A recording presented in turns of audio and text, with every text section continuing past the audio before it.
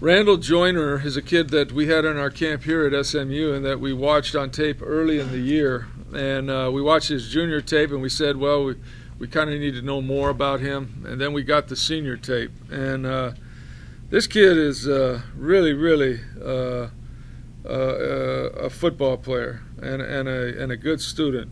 He was, I think, all state, all league, I should say, both sides of the ball, offense and defense. I don't see that on here, but I want to say that he was. I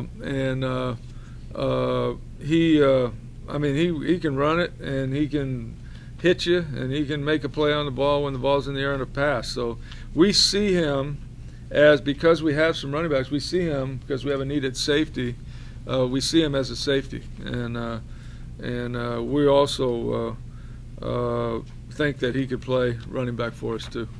He was all-state on both sides of the ball. Was there something that you saw that, was there a reason he slipped through the cracks? You know, I think he is not one of those guys that if you timed him in the 40, runs fast enough. But when he has the ball in his hand and when he plays the game, he's fast enough. You know, I think that's why.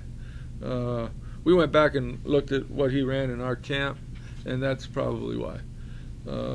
But I learned something in the National Football League, and I'll tell you this real quick, because you can see that a couple of these guys are in this deal. Jerry Glanville in like 1989 said he wanted me and the rest of the staff to go write down all the MVPs on offense and defense of each conference in the country. And then it was our job to go look at those kids. And of those kids, I would say 3 of them that I can remember, but I know there's more. There was a kid at Fresno State that had the all-time record in sacks in NCAA history. He was 6'2", 245, not fast enough, and didn't get drafted. We signed him, and he played 15 years in the National Football League, or 13 years, and did the same thing. Tracy Eaton, I remember Tracy Eaton was a safety at Portland State, and we watched him on film. We couldn't believe how he played, and he was listed as a free agent. And so he said, June, go out there and time him and make sure he runs under 4.7. And so, of course, we went out there and he ran 4.83 or something, but I came back and said he ran 4.7, And so we signed him as a free agent, and he played 9 or 10 years. Jeff Donaldson, I think, was the same way. We had another linebacker, Eugene Seals, that was 5'9", 245 pounds from Lamarck, and not drafted, not anything. We signed him in the strike, and we had him in camp, then we brought him back in the strike, and he played 5, 6, 8 years.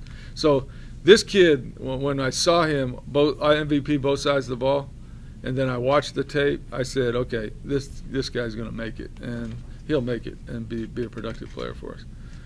Is he a January guy?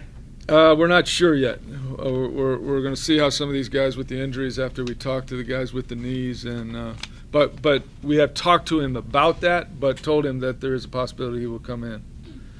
As I do with all the 5 or 6 guys, they know that they may come in, they may not, and they understand that.